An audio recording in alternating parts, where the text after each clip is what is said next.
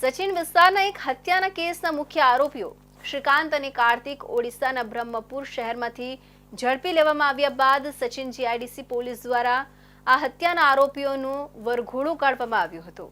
સુરત શહેરના સચિન વિસ્તારમાં થયેલ એક ચકચારી હત્યાના કેસમાં સંડોવાયેલા બે ફરાર મુખ્ય આરોપીને ઓડિશા રાજ્યના બ્રહ્મપુર શહેરમાંથી ઝડપવામાં આવ્યા હતા। આ સફળ ઓપરેશન શહેરની ક્રાઇમ બ્રાન્ચ અને સચિન જીઆઈડીસી પોલીસ સ્ટેશનની સંયુક્ત કામગીરીથી પાર પડાયું હતું।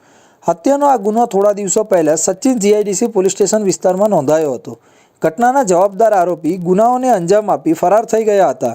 પોલીસ ટીમે ઓડિશાના બ્રહ્મપુર શહેરમાં તપાસ ચલાવી અને બંને આરોપીઓની ધરપકડ કરી હતી। શ્રીકાંત ઉર્ફે ટિયા અને કાર્તિક ઉર્ફે કાલિયા નામના આરોપીઓને પકડી પાડ્યા હતા।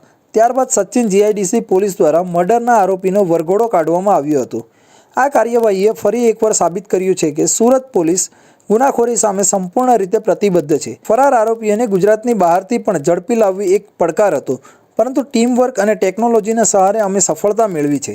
સચિન જીઆઈડીસી પોલીસ દ્વારા મર્ડરના આરોપીનો વરઘોડો પણ કાઢવામાં આવ્યો હતો।